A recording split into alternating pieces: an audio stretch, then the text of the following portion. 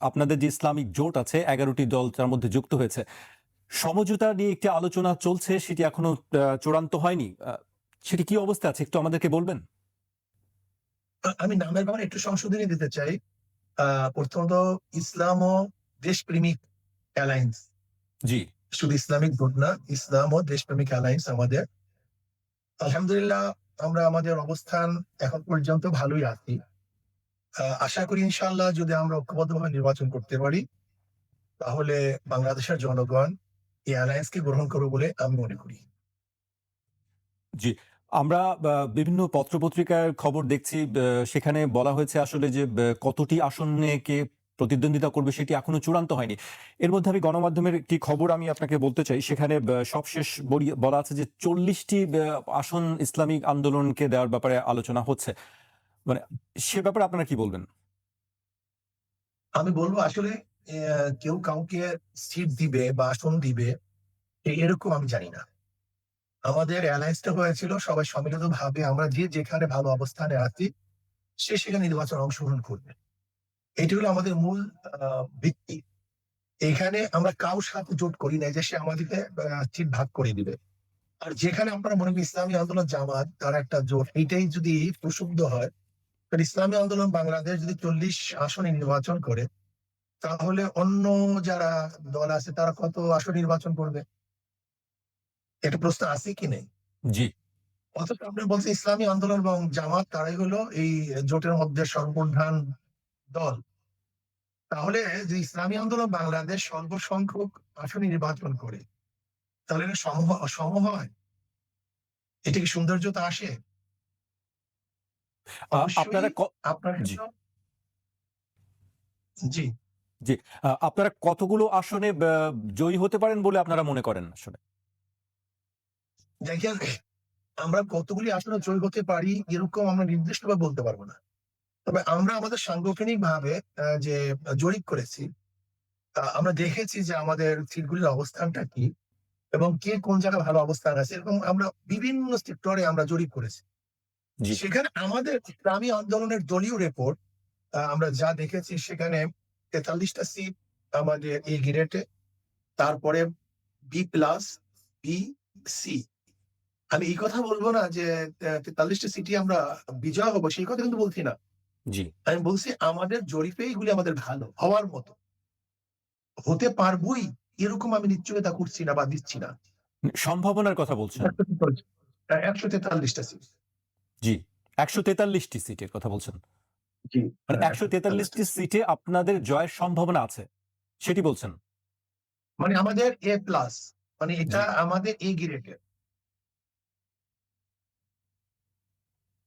জি। সেক্ষেত্রে একেবারে ১৪৩টার মধ্যে যদি আমি বলি, ধরি যে নিশ্চিত কতগুলি আসনে আপনারা জয়ী হতে পারেন বলে মনে করেন? এটা তো খুব কঠিন। তবে ইনশাআল্লাহ আমরা সিংহভাগ ভালো, সিংহভাগ ভালো একটা ব্যাপক সিটি ইনশাআল্লাহ আশা করি ভালো রেজাল্ট করব। কিন্তু জি, সংখ্যা নির্ধারিত করা খুবই কঠিন। জি। আম এবার জামায়াত প্রসঙ্গে আসি। আপনি অনেকবারই আপনার বক্তব্য আমরা শুনেছি জামায়াত ইসলামের ইসলামী আকীদা নিয়ে আপনি প্রশ্ন তুলেছেন। তাদের ধর্মবিশ্বাস এগুলো নিয়ে অনেক কথা হয়েছে। মানে সেই জায়গা থেকে কি আপনি আপনার বক্তব্য কি একই জায়গায় আছেন নাকি আপনি আপনার বক্তব্য থেকে সরে এসেছেন? এখানে জামায়াতকে নিয়ে আমি যে একটু সংশোধন করে মানে সংযোজন করতে চাই প্রশ্নটার মধ্যে। জি, আমি আমার তরফ থেকে প্রস্তুত হচ্ছি ব্যাপারটা এরকম না। আমাদের মুরুব্বিয়ানে কেরাম যে প্রশ্নগুলো তুলছেন আমি সেটা ব্যক্ত করছি। জি, এবং আমি যে আগে ব্যক্ত করেছি সেই অবস্থানে এখন পর্যন্ত আছি। এখান থেকে না আমরা পিছু হটছি। আমাদের ব্যাপারেও জামাত যে আগে বক্তব্যগুলো দিয়েছে তারা সেই অবস্থানে আছে। এরপরেও আমরা একটা অ্যালায়েন্স করেছি আ দেশ, মানবতা এবং ইসলামের স্বার্থে। জি। সেক্ষেত্রে যদি আপনারা নির্বাচিত হন, স যদি সরকার গঠন করতে পারেন, সেই ক্ষেত্রে আসলে রাষ্ট্র পরিচালনা কিভাবে হবে? একটু যদি আমাদেরকে বিস্তারিত বলতেন। কোরআন ও সুন্নাহর ভিত্তিতে হবে। জি, কোরআন ও সেটি কি সুন্নাহর ভিত্তিতে হবে। জি, শরিয়া আইন যেটি বারবার বলা হয় যে শরিয়া আইনের ভিত্তিতেই রাষ্ট্র চলবে। সেই শরিয়া আইন কি আমাদেরকে একটু বলবেন যে আসলে সেটি কিভাবে কাঠামো কি হবে, রাষ্ট্র কাঠামোর ব্যবস্থা কি হবে, বিচার ব্যবস্থা কি হবে? দেখেন, আমাদের মূল ব্যাপারটা কি হলো যে কোরআন ও সুন্নাহ কোরআন ও সুন্নাহ, ইজমা, কিয়াস, জি, এই ভিত্তিতে যে আইন রচিত হয় তাকে বলা হয় শরিয়া। শরিয়া শব্দ অর্থ আইন, কানুন। জি, আসলে শরিয়া শব্দ প্রয়োগ তো আমাদের আসলে সাধারণের মধ্যে একটু কম। এজন্য শরিয়াতকে কি যেন মনে করে? আসলে শরিয়া শব্দ অর্থে আইন। আইন প্রণয়ন করা, আইন বাস্তবায়ন করা, আইন অনু আইনকে শরিয়াতে মানে আরবিতে শরিয়াত বলা হয়। আর শরিয়াতের শব্দ রাস্তা, পন্থা, পদ্ধতি, প্রক্রিয়া বিভিন্ন অর্থ শরিয়াতের আছে।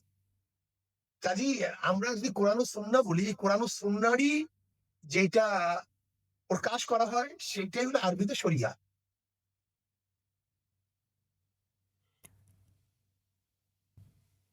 জি। আপনি নিশ্চয়ই শুনতে পাচ্ছেন আমার কথা। আমি আরেকটি বিষয় উল্লেখ করতে চাই যে নির্বাচন নিয়ে আপনারা বলেছেন যে নির্বাচনের নিরপেক্ষতা নিয়ে প্রশ্ন তুলেছেন। নির্বাচন সুষ্ঠুভাবে হবে কিনা সে বিষয়েও আপনি প্রশ্ন তুলেছেন। আ আসলে আপনি এখন কিভাবে দেখছেন? নির্বাচনের পরিস্থিতি কি আছে নিরপেক্ষ নির্বাচনের মতন? দেখেন আসলে নির্বাচন পরিচালনা করবে কে? প্রশাসন। লেভেল প্লেইং ফিল্ড তৈয়ার করবে কি? প্রশাসন। অথচ প্রশাসনের ব্যাপারে তো সবারই আপত্তি। আপনাদেরও আপত্তি যে প্রশাসন ঢিলাঢালা হয়ে গেছে। তারা তাদের যেই কাজগুলি সেই কাজগুলি তারা আঞ্জাম দিচ্ছে না। আ দেখা যায় আইন শৃঙ্খলার অবনতি হয়েছে। আ দেখা যায় যে হাদির মতো এক ব্যক্তিত্ব সেও আ তাকেও আ দুনিয়ার থেকে বিদায় হতে হয়েছে। আবার খুলনাতেও দেখা যায় যে মানুষ এনসিপির একজনকে মেরে ফেলেছে। এরকম আমরা বিভিন্ন জায়গায় দেখছি যে আইনশৃঙ্খলা পরিস্থিতি আ খুব ভালো না। যদি ঢিলাঢালা প্রশাসন হয় তাদের মাধ্যমে সুষ্ঠু, সুন্দর, নিরপেক্ষ, গ্রহণযোগ্য নির্বাচন উপহার দিবে কিভাবে? এর জন্য এই প্রশ্ন শুধু আমার না, এটা কিন্তু সবারই প্রশ্ন। আমি তাদের সাথে আমিও প্রশ্ন করতে চাই, যদি এই প্রশাসন অবস্থা এরকম আবার কোন দিকে ঝুঁকে যায়, কোন দিকে হেলে যায়, তাহলে হেলে যাওয়া প্রশাসনের দ্বারা বা নির্বাচন কমিশনের মাধ্যমে নিরপেক্ষ নির্বাচন উপহার দিবে কিভাবে? এটাই তো সবার প্রশ্ন। এটা আমার শুধু প্রশ্ন না। জি, আপনাদের অ্যালায়েন্স থেকে একটি কথা বলা হচ্ছে যে প্রশাসন বিএনপির দিকে ঝুঁকে গেছে। মানে সেটি যদি অভিযোগ হয় বা সেই দিকেই যদি থাকে তাহলে কি আপনারা আসলে কি শেষ পর্যন্ত আ নির্বাচনে প্রতিদ্বন্দ্বিতা করবেন? না, যদি এটা প্রবল ধারণা হয় যে নির্বাচন নিরপেক্ষ হবে না, তখন আমরা তখন বলব যে কি করব। কিন্তু আমরা এখন পর্যন্ত প্রশাসনকে বলব যে কোন অবস্থা থেকে হেরে না যায়। সে যেন নিরপেক্ষ থাকে। যদি নিরপেক্ষ না থাকে তাহলে জনগণ তাকে ক্ষমা করবে না। যেরকম বিগত দিনের প্রশাসন কোন দিকে হেলে যাওয়ার কারণে তারা কিন্তু মবের শিকার হয়েছে। আমি অনুরোধ করব যে বর্তমান প্রশাসনকে আমরা শ্রদ্ধা করি, সম্মান জানাই। তারা যেন কোন অবস্থাতেই তাদের কাজের কারণে মবের শিকার না হয়। এই অনুরোধ আমার থাকবে। জি। আরেকটি বিষয় আমি উল্লেখ করতে চাই যে নারী সংস্কার নিয়ে আপনারা আপত্তি জানিয়েছেন। আপনাদের ৫ দফা দাবি ছিল নির্বাচনের আগে। সেই যে দাবি আপনারা তুলেছিলেন ৫ দাবি, ৫ দাবির অনেকগুলোই তো আমরা দেখছি না যে বাস্তবায়ন হয়েছে। তাহলে আপনারা আপনাদের দাবিগুলোর আসলে কি হলো? সেটি কি আসলে এখানেই শেষ নাকি আচ্ছা, দাবি তো দাবি। আমরা যাদের কাছে আপত্তি তুলছি, দাবি জানিয়েছি, তারা বাস্তবায়ন করে নাই। তার মানে আমার দাবি শেষ নয়। আমার দাবি দাবির জায়গায় থাকবে। ইনশাআল্লাহ যেইদিন সুযোগ পাবো সেদিন বাস্তবায়ন করব। জি। আপনার আরেকটি বক্তব্য যেটি খুব আলোচনা হয় যে, "নৌকা আর ধানের শীষ ২ সাপের একই বিষ।" এটি আপনি বলেছেন বিভিন্ন সময়ে। আ কেন আপনি নৌকা আর ধানের শীষকে আপনি এক জায়গায় করছেন কেন? দেখেন এই বক্তব্য কিন্তু আমার না। আপনি এটা একটা উদ্ধৃতি করেছেন, আপনি বিভিন্ন সময়ে এটি উদ্ধৃতি। বলেছেন। উদ্ধৃতি। উদ্ধৃতি মানে আমার বক্তব্য না। আমি উদ্ধৃতি দিয়েছি। জি, এখন যে বক্তব্য দিয়েছে আসলে সে ব্যাখ্যা দিবে। কিন্তু আমরা যেটা মনে করি এটা কেন বলা হয়েছে? যে বিগত দিনে যারা শাসক ছিল, প্রত্যেকের আমলে দুর্নীতি হয়েছে। দেখেন ৯১ থেকে ৯৬ পর্যন্ত আপনারাই জানেন কতবার দুর্নীতির চ্যাম্পিয়ন হয়েছে। এরপরে আবার ৯৬ থেকে ২০০১ পর্যন্ত দেশের অবস্থা কি হয়েছিল? আবার ২০০১ থেকে ২০০৬ পর্যন্ত দেশের অবস্থা এরকম হলো মানুষ আন্দোলনের ভিত্তিতে যারা ক্ষমতায় ছিল তাদেরকে নামতে বাধ্য করেছে। আবার আপনারা দেখেছেন ২০০৮ থেকে ২০২৪ পর্যন্ত যারা ক্ষমতায় ছিল, বৃহত্তম আন্দোলনের মাধ্যমে তারা দেশ থেকে পালাতে বাধ্য হয়েছে। এখন দেখেন যারাই ক্ষমতা ছিল তাদের বিরুদ্ধে প্রবল আন্দোলন হয়েছে এবং আন্দোলনের মুখেই তারা নামতে বাধ্য হয়েছে। তাহলে আমরা কি বলতে পারি? যারা শাসক ছিল বিগত দিনে তাদের চরিত্র, তাদের তবিয়ত, তাদের অবস্থান সবই তো এক। এর জন্য হয়তো কবি বলেছে ২ সাপের একই বিষ। জি। আ আগামী নির্বাচনে আমরা শুনছি বিভিন্ন রাজনৈতিক ব্যক্তিত্বরাও বলছেন, গণমাধ্যমের বিভিন্ন খবরও আছে যে নির্বাচনে আন্তর্জাতিক একটি প্রভাব কাজ করছে। আপনি কি মনে করেন আসলে আমাদের বাংলাদেশের নির্বাচনে কি আসলে বিদেশের কোনো চাপ বা কোনো মহল কাজ করছে কি? না, তা তো আমাদের দেশগুলিতে বিভিন্ন বিদেশি প্রভাব তো সবসময় আ তারা প্রভাবিত করতে চেষ্টা করে। এবং আমাদের দেশের রাজনৈতিক দলগুলো প্রভাবিত হয়। এটা তো আমরা বিগত দিন দেখেছি। বর্তমানেও তারা চেষ্টা করছে। কিন্তু আমি আমাদের দেশের দেশপ্রেমিক রাজনীতিবিদদেরকে বলব যে, কোন অবস্থাতেই বিদেশি প্রভাবে প্রভাবিত হবেন না। আমরা আমাদের দেশে সিদ্ধান্ত নেব। আমরা আমাদের দেশের সবাইকে নিয়ে দেশটাকে কিভাবে ভালো করা যায়, আমরা সেই ব্যবস্থা গ্রহণ করব। আমরা কেন বিদেশের কাছে, আমেরিকার কাছে, ভারতের কাছে বা অমুকের কাছে, তমুকের কাছে আমরা কেন যাব? আমরা চাই বিদেশি প্রভাব মুক্ত হয়ে আমরা দেশপ্রেমিক জনগণকে নিয়ে এই রাষ্ট্রটাকে গড়ার চেষ্টা করব। আমরা বিদেশ থেকে সহযোগিতা গ্রহণ করব। কিন্তু তাদের চাপানো কোন এজেন্ডা বাস্তবায়ন কেন করব? এ ব্যাপারে আমার দ্বিমত আছে। আমি তাদের থেকে তাদের সহযোগিতা, সহানুভূতিতা, বন্ধুত্বসুলভ আচরণ চাই। কিন্তু তারা আমাদের উপরে হস্তক্ষেপ করবে এটা আমি চাই না। জি। আপনি বলেছেন যে ভারতের দালালি করে যারা ক্ষমতায় আসতে ও থাকতে চায় তাদের বাংলাদেশে থাকা হবে না। যারা এই ভারতে দালালি করবে তাদের ভারতে পাঠিয়ে দেওয়া হবে। এটি আপনি মন্তব্য করেছেন। এটি আসলে বাংলাদেশে এখন কারা এই ধরনের দালালি করছে এই শব্দটি আপনি বলেছেন। কারা আসলে এখন এই ধরনের কাজ করছে বা এই ভারতের বক্তব্য তো প্রভাবে আমার অনেক আগের বক্তব্য আপনি কোট করেছেন। জি। এই বক্তব্য আমার মনে হয় ১৮ মনে হয় বা না, ১৬ এরকম না এটি এই বছরেরই এটি আ অক্টোবর দিকে সম্ভবত। হতে পারে। মানে আগের বক্তৃতা। আমাদের দেশের যারা বিগত দিনে প্রকাশ্যে দালালি করেছে, তারা তো দেখেছেন কি অবস্থা। যাদের দালালি করেছে বা সে দেশেই চলে গেছে এরকম অনেকে মন্তব্য করে। শুধু মন্তব্য আমার না। বর্তমানে যদি কেউ বিদেশের বা শুধু ভারত নয়, বিদেশের পাও চেটে তাদের অনুগ্রহ নিয়ে তাদের বুদ্ধি পরামর্শের ভিত্তিতে তারা ক্ষমতায় বসতে চায়, তাহলে বিগত সরকারের যে অবস্থা হবে, অন্য কেউ যদি দালালির ভিত্তিতে ক্ষমতায় বসে, তাদের পরিণতি একই হবে। জি, বিএনপির বিরুদ্ধে আপনারা বরাবরই সমালোচনা করেন। আমরা সম্প্রতিও দেখছি যে রাজনৈতিক যে সভা সমাবেশগুলো আপনারা করছেন সেখানে বিএনপির বিরুদ্ধে আ একের পর এক অভিযোগগুলো করছেন। এই অভিযোগগুলো কি শুধু আসলে বিরোধিতার জন্য নাকি আসলে এটি বাস্তব কোনো ভিত্তি আছে? আসলে দেখেন, আম আ আমরা কিন্তু কাউকে শত্রু মনে করি না। যারা দেশের কল্যাণে কাজ করে সবাই আমাদের বন্ধু। খাস করে আমাদের শায়খ মশাই আব্বাজান রহমাতুল্লাহ আলাইহ তিনি একটা কথা বলেছেন যে, "আমার কারো শত্রু না। বিএনপি, আওয়ামী লীগ কেউ আমার শত্রু না। যদি তারা ইসলামের সাথে দেশের সাথে কাজ করে, আমি তাদের হয়ে কাজ করব। কিন্তু তারা যদি ইসলামের বিরুদ্ধে, দেশের বিরুদ্ধে কাজ করে, আমি তাদের বিরোধিতা করি।" আমরা কিন্তু ওই মূলনীতির উপরেই আছি। আমরা কারো শত্রু নই। কারণ আমরা কারো সাথে ক্ষমতার ভাগাভাগি বা কাউকে নিয়ে মানে ভিন্ন পদ্ধতিতে ক্ষমতায় যাওয়ার এই পরিকল্পনা কখনোই করিনি। আজও করতেছি না। যদি বিএনপি দেশের সাথে ইসলামের সাথে কাজ করে আমার কোন সমস্যা নেই তো। আমার কোন সমস্যা নেই।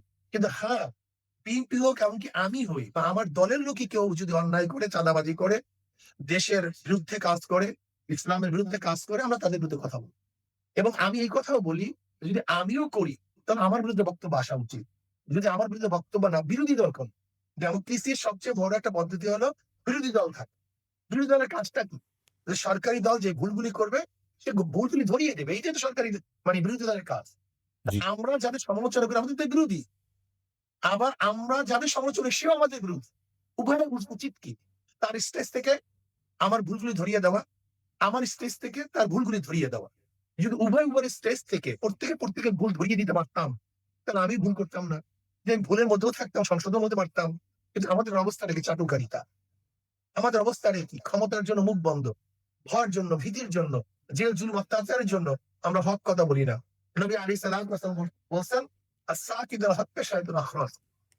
যে হক কথার থেকে বিরত থাকে সে হলো গঙ্গা শয়তান।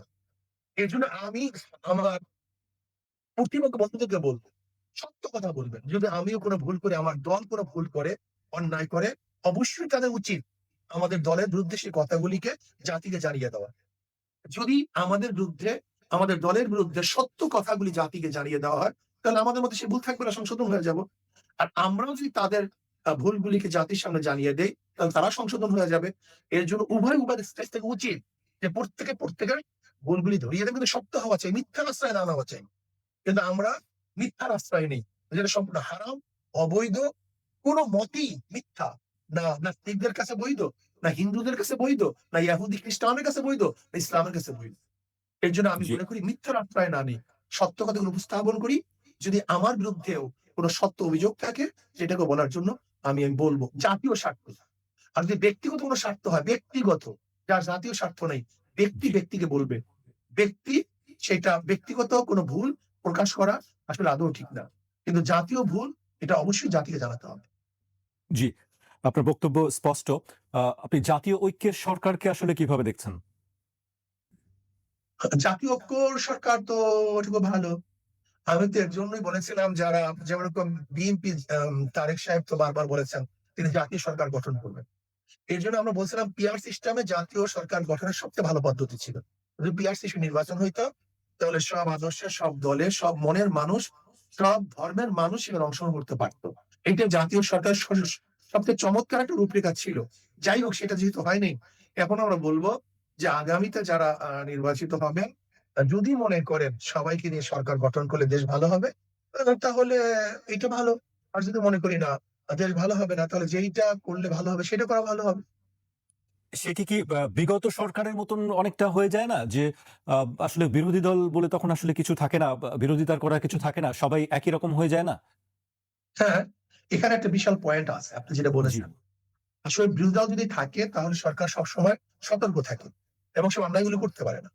কিন্তু আসলে যদি কারোর হ্যাঁ, বানানো বিরোধী দল হয়, আমি এই শব্দই বলব, তাহলে তো আসলে সে প্রতিবাদ করবে না।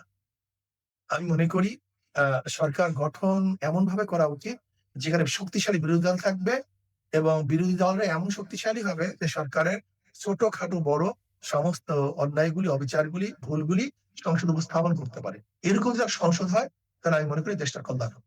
ঐক্যের সরকারে কি সেটি সম্ভব? এটা অনেকটা অসম্ভব। মানে অনেকটা অসম্ভব বলছেন? অনেকটা। জি, এরপরে জানি না, রূপরেখা দেখার পরে তো আরো স্পষ্ট হবে যখন এটা শুরু হবে। কারণ এটার মডেল তো এখন পর্যন্ত আমাদের কাছে নাই। জি, যখন মডেল হবে তখন হয়তোবা ভুল ত্রুটিগুলো আমাদের কাছে স্পষ্ট হবে। জি।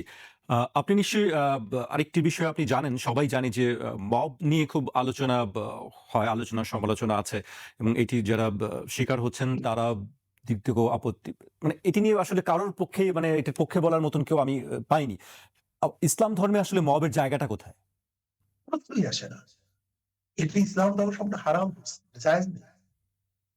সবাইকে অপমান অপদস্থ করা, এটা তো এগুলো সম্পূর্ণই জায়েজ নেই, হারাম। এবং আমাদের বিগত দিনে যাদেরকে যেভাবে করা হয়েছে, এটাও ঠিক না। আবার তারা যা করছে তাও ঠিক না। এটা হয়তোবা অনেক ব্যথা বেদনার থেকে এরকম হয়েছে, কিন্তু হওয়া উচিত না। এর জন্য আমি বলি যে আসলে আমাদের থেকে এরকম কিছু না হওয়া উচিত, যেন আমি অবিস্বীকার হই। আমাদের সতর্ক হওয়া উচিত এবং যারা এই কাজগুলি করছে, আমি মনে করি তাদেরও এই কাজ থেকে বিরত থাকা উচিত। এটা অবশ্যই ঠিক না। জি, মানে আইন হাতে তুলে নেওয়াটা তো নিশ্চয়ই সেক্ষেত্রে আপনাদের তো একটি আবেদন থাকার কথা বা একটি আহ্বান থাকার কথা যে আইন আসলে, কিন্তু তারপরেও আমরা বারবার দেখছি যে প্রায় এই ঘটনাগুলো ঘটছে। আসলে আমাদের কথা যারা মানে, তারা তো আর এই ঘটনা ঘটায় না। যারা হয়তো মানে না, তারা এই ঘটনা ঘটিয়েছে। কিন্তু আমি বলব বাংলাদেশের জনগণকে, গোটা দুনিয়ার কাছে বলব যে আসলে আইন হাতে তুলে নিলে আর কিছু থাকে না। আর আইন যারা প্রয়োগ করে, আমি তাদেরকেও বলব, যদি আইন কোন দিকে ঝুঁকে যায়, তাহলে মানুষ আইন মানতে চায় না। আপনি দেখেছেন আমাদের বাংলাদেশের অবস্থাটা কি, দুর্নীতির কোন পর্যায়ে পৌঁছছে। যে সরকার চলে গেছে, বিচারপতিরা চলে গেছে। সরকার চলে গেছে, যারা নির্বাচন কমিশন তারাও চলে গেছে। সরকার চলে গেছে, পুলিশ বাহিনীর প্রধান তিনিও চলে গেছেন। সরকার চলে গেছে, এমনকি মসজিদের ইমাম সাহেব সেও চলে গেছেন। তার মানেটা হলো এই, যে আসলে আমরা কেউ নিরপেক্ষ ছিলাম না।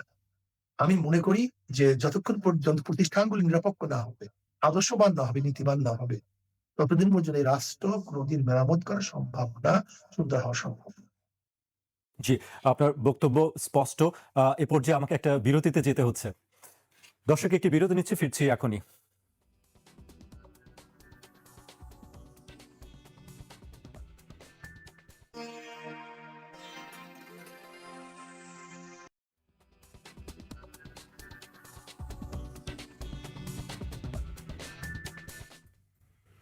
বিরতির পর আবার স্বাগত। আপনারা দেখছেন ২১ রাত। আজকে আমাদের সঙ্গে আছেন ইসলামী আন্দোলন বাংলাদেশের সিনিয়র নায়েবে আমির মুফতি সৈয়দ মোহাম্মদ ফাজল করিম। আপনি নিশ্চয়ই আমাদের সঙ্গে আছেন। আপনি এবার যে প্রশ্নটি আমি শুরুতেই আপনাকে করেছিলাম যে বাংলাদেশে একটি কথা বেশ অনেকদিন ধরেই আলোচনা চলছে যে মৌলবাদের উত্থান ঘটছে, ইসলামপন্থীদের উত্থান ঘটছে, দক্ষিণপন্থীদের উত্থান ঘটছে। এই বিষয়গুলো নিয়ে গত বেশ কয়েক মাস ধরেই আলোচনা চলছে এবং এটাতে নিয়ে উদ্বেগ প্রকাশ করা হয়েছে বিভিন্ন সময়। আন্তর্জাতিক গণমাধ্যমগুলো, দেশের রাজনীতিবিদরা যারা আছেন তারাও এটি নিয়ে কথা বলছেন। আপনি আসলে এই বিষয়টিকে কিভাবে দেখছেন? তাই আমি বলবো এই শব্দগুলি কাদের? এই শব্দগুলি কারা প্রণয়ন করেছে? মৌলবাদ, চরমপন্থী, উগ্রপন্থী, দক্ষিণপন্থী এই শব্দগুলি প্রণয়ন কারা করেছে? আবিষ্কার কারা করেছে? আমি তাদেরকে প্রশ্ন করতে চাই। মৌলবাদ বলতে কি বুঝেন? যদি ইসলামকে আপনি মৌলবাদ মনে করেন, তাহলে আমি তো সেই ইসলামই মৌলবাদী। আমি মুড়ের উপরে আছি। যে মুড়ের উপরে থাকে সেই তো মৌলবাদী। আপনি এটাকে যদি গালি হিসাবে নেন, আমি মনে করবো আপনি ইসলামের দুশমন, ইসলামের শত্রু, দেশের শত্রু। 92% মুসলমানদের দেশে যদি ইসলাম যারা পালন করবে তাদেরকে মৌলবাদ বলে গালি দেন, তাহলে তারা তো এই 92% মুসলমানদের দুশমন। হিন্দু যারা মৌলবাদ আছে তাদেরকে যদি মৌলবাদ বলে গালি দেন, তারা হিন্দুদের দুশমন। খ্রিস্টান যারা মৌলবাদে আছে যদি তাদেরকে গালি দেন, তারা খ্রিস্টানদের দুশমন। এখন আমার প্রশ্ন হলো এই, উগ্রবাদী কারা? এদেশের গণহত্যা কারা করছে? এদেশের খুন খারাপি কারা করে? এদেশের লুটপাট কারা করেছে? এদেশের অস্ত্রবাজি কারা করেছে? এদেশের টাকাগুলি লুটপাট করে বিদেশে পাচার কারা করেছে? এদেশের টাকা নিয়ে কানাডায় বা বিভিন্ন দেশে বেগম পাড়া কারা করেছে? এই দেশের সমস্ত প্রতিষ্ঠানগুলিকে অনৈতিক অবস্থায় কারা পৌঁছিয়েছে? আমি মনে করবো গালি তাদেরকে দেওয়া উচিত, যারা এখন ক্ষমতায় যায় নাই, যারা নিজেরা অধিকাংশ মানুষ যারা দুর্নীতির সাথে জড়িত না। আমি এই কথা বলবো না যে মুসলমানদের মধ্যে ২-১ জন অপরাধ করতে পারে এরকম কথা আমি বলবো না। আমি অধিকাংশের কথা বলবো। অধিকাংশ যারা ভালো, যেরকম আপনি ধরে নেন আজকে জেলে যান, যেমন ৫ ওয়াক্ত নামাজ জামাতের সাথে আদায় করে, যারা আল্লাহকে ভয় করে, এরকম একজন খুনি পাওয়া খুবই মুসিবত। দর্শক পাওয়া খুবই মুসিবত। অস্ত্রবাজি পাওয়া খুবই মুসিবত। এরা মাদকের সাথে জড়িত, চোরাচালানের সাথে জড়িত, এটা আপনি পাবেনই না। কাজে আমি মনে করি এই মৌলবাদ শব্দ প্রয়োগ করা হয়েছে ইসলামকে ধ্বংস করার জন্য। এর ইসলামের শত্রু, দেশের শত্রু, মানবতার শত্রু। কাজে ইসলাম উত্থান বলে আপনাদের আপত্তি কেন? যারা, আমি আপনার কথা বলছি না, যারা এই কথা বলতেছে আমি তাদেরকে জি, জিজ্ঞেস করছি। এটি এখানে আমার বক্তব্য কমিউনিজম, নয়। এটি রাজনীতিবিদদের যারা সেজন্য বলেছেন বলছি, আমি আমি সেটি উল্লেখ করেছি। জি। তাদেরকে জিজ্ঞেস করছি। এখানে কমিউনিজম উত্থান হলে তাদের কোনো সমস্যা নাই। ডেমোক্রেসি এটা কি আমাদের বানানো? ডেমোক্রেসি কারা বানিয়েছে? এখানে ডেমোক্রেসি উত্থান হলে কোনো সমস্যা থাকে না। সেকুলারিজম উত্থান হলে কোনো সমস্যা থাকে না। এখানে সোশ্যালিজম উত্থান হলে সমস্যা থাকে না। ইসলামিজম উত্থান হলে এদের সমস্যার কারণটা কি? এর যেখানে সঙ্গে আরেকটু যোগ করতে চাই। আ এর সঙ্গে নারীদের একটি নিরাপত্তার বিষয়টি বলা হয় যে আ ধর্মীয় যারা আসবে, ক্ষমতায় আসলে নারীর চলাফেরার স্বাধীনতা খর্ব করা হবে, নারীর পোশাকের স্বাধীনতা খর্ব করা হবে। এ ধরনের কথা বলা হয়। সে বিষয়ে আসলে আপনাদের বক্তব্য কি? আসলে দেখেন, আপনি ইতিহাস সম্পর্কে জানেন। একসময় যারা উলঙ্গ চলতো তারা হলো প্রতিটা আবৃত্তি করত। এটা আপনি দেখেন ইতিহাসে। এবং যারা শালীন পোশাক পরতো এরা সব জমিদার, এরা সব কুলি, এরা ব্রাহ্মণের মেয়ে, এবং হিন্দুদের ব্রাহ্মণ মেয়েরাও তারা কিন্তু শালীন পোশাক পরে ঘুরতো। আপনি ইতিহাস দেখেন, ইতিহাস চর্চা করি আমরা। এটা জি। কোরআন থেকে চাই। এখন শাড়ি পোশাক পরলে আগেকার ব্রাহ্মণ মেয়েরা বা ধর্মগুরু যারা ছিল বা ভদ্র বিশিষ্ট মেয়েরা ছিল তারা শালীন পোশাক পরে সবসময় চলাফেরা করতো। এইটাই ছিল ভদ্রতা। তাহলে এই অভদ্রতাকে ভদ্রতা বানিয়ে ফেলেছি। তা ঠিক না? আর ভদ্রতাকে অভদ্রতা বানিয়ে ফেলেছি। আমি মনে করি আমাদের আবার ভদ্রতার দিকে ফিরে যাওয়া উচিত। অভদ্রতাকে দূর করা উচিত। আর অভদ্রতা আমাদের কি করেছে আপনি দেখেছেন বাংলাদেশের অবস্থানটা কি? আজকে আমাদের মা বোনদের ইজ্জত হেফাজত নেই, সুরক্ষিত নেই। আমার মা বোনরা ধর্ষিতা হচ্ছে, ইফটিজিংয়ের শিকার হচ্ছে। তারা এসিড দগ্ধ হচ্ছে। আমাদের মা বোনদের ইজ্জত আবরু রক্ষা হচ্ছে না। আমরা মনে করি ইসলাম মা বোনদের সবচেয়ে বেশি ইজ্জত রক্ষা করার চেষ্টা করেছে। সর্বশ্রেষ্ঠ শ্রেষ্ঠত্বের মর্যাদায় আমার মা বোনকে বসিয়েছে ইসলাম। এবং ইসলাম মা বোনকে সবচেয়ে বেশি শ্রদ্ধা, সম্মান, মোহাব্বত, ভালোবাসা সবচেয়ে বেশি ইসলাম তাদেরকে দিয়েছে। আমি মনে করি ইসলাম ক্ষমতায় আসলে মা বোনেরা এত সুখী হবেন, এত ভালো থাকবেন এবং এত আনন্দিত হবেন যা তারা কোনদিন চিন্তাও করতে পারেনি।